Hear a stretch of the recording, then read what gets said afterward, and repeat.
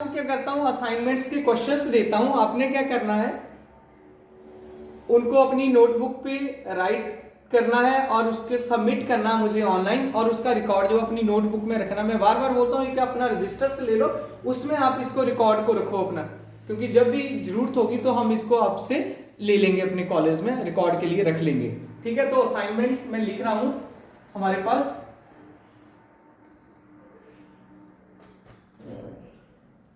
वैसे ये मेरे अकॉर्डिंगली जो असाइनमेंट नंबर है ये 5 हो गई है।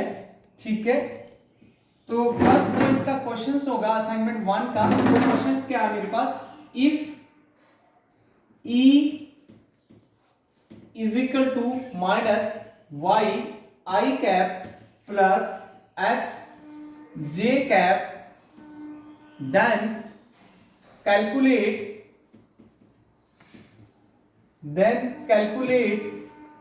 the line integral, calculate the line integral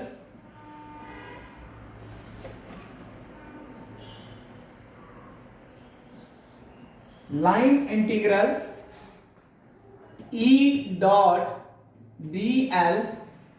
ठीक है, ये बताने की जरूरत नहीं है क्योंकि हमने ये सारा कुछ किया हुआ। For a close curve, for a closed curve, close curve कौन सी है, x square plus y square is equal to r square, where z is equal to 0, then verify the Stokes theorem। पहले जो क्वेश्चन है वो हमारा assignment का ये कंप्लीट हो जाता है। अब सेकंड जो क्वेश्चन है वो क्या है, state and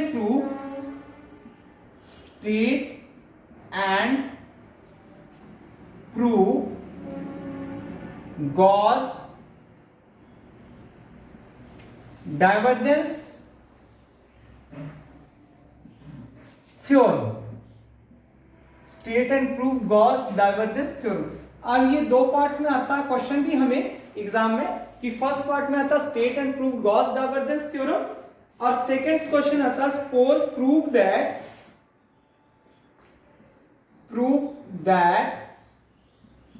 divergence of curl A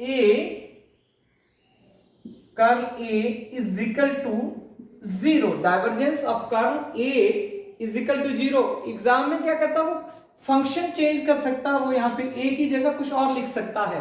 ठीक है, तो आपने ये नहीं करना कि सर ने तो A लिखाया था कि E लिख दिया वहां, या उसने फंक्शन F लिख दिया, वो कुछ भी लिख सकता है। ठीक है, इज इक्वल टू वेयर, हाँ डिफाइन जरूर करेगा वो वहां पे कि ए मेरा क्या है, एफ मेरा क्या है, एल मेरा क्या है, ई क्या है, where A is A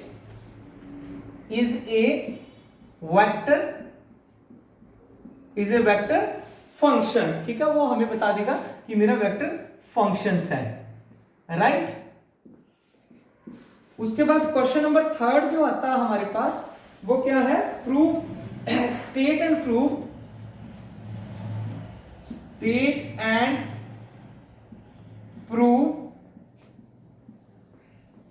Gauss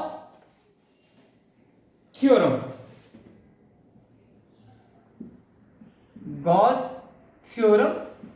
integral भी हो सकता है, इंटीग्रल फॉर्म भी हो सकती है, और हमारे पास डिफरेंशियल फॉर्म भी हो सकती है। ठीक है, आपको क्या करना है, ये दोनों ही कर लेनी है, differential form, right. State and prove Gauss theorem in integral form and divergence theorem, आपको दोनों ही कर लेने हैं, क्योंकि एग्जाम में वो कभी एक क्वेश्चन पूछता है, कभी दूसरा पूछता है। अगर बहुत सारे स्टूडेंट्स ने शायद मुझे पहले भी सबमिट की हुई है डिफरेंशियल फॉर्म, तो चाहे वो अब इंटीग्रल फॉर्म सबमिट कर दे, अगर किसी ने इंटीग्रल किया वो डिफरेंशियल कर ले, क्योंकि बहुत सारे स्टूडेंट ने की है पहले ये सबमिशन मुझे। ठीक है, नेक्स्ट क्वेश्चन आता है क्वेश्चन नंबर 4 जो होता है हमारे पास, drive an expression drive an expression derive an expression for electric field intensity, for electric field intensity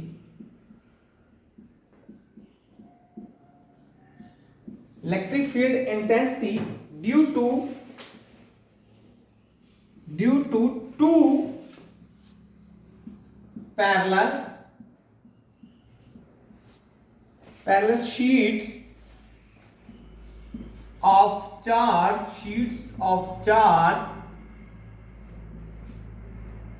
अब चार्ज किस में देना हमने, क्योंकि अगर आपको याद है इस आर्टिकल में हमने क्या किया था, विद इन और आउटसाइड पढ़ा था, अगर आपको याद है, with in the sheet and outside the sheet. Second क्या है, outside the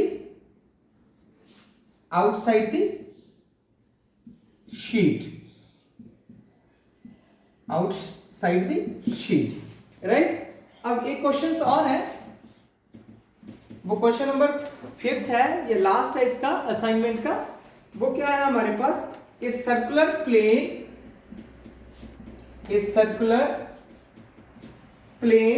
sheet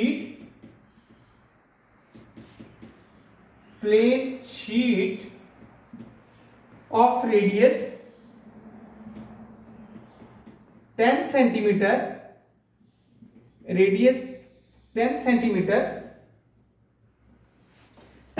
is placed in an electric field right, a circular plane sheet of radius 10 centimeter is placed in an electric field of 100 Newton per coulomb, making an angle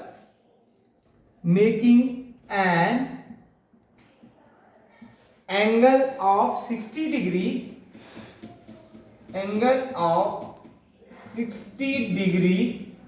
right, with the field,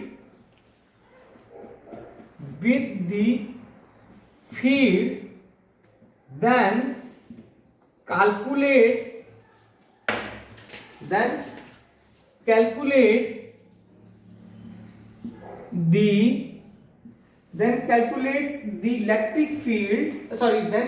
the electric flux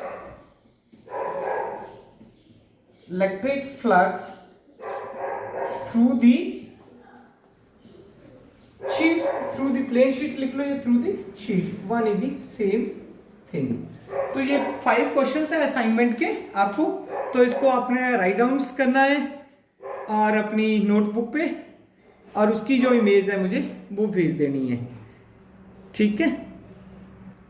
secondly एक चीज और है, जो आपका exam होगा वो online लेते हैं, या एक प्रैक्टिस टेस्ट भी आपको रख देंगे हम लोग, किसी दिन भी मैं गूगल फॉर्म बना के आपको भेज दूंगा, तो आपने उसमें अपने रिस्पॉन्स जो है वो मुझे सबमिट करनी है। Thank you very much.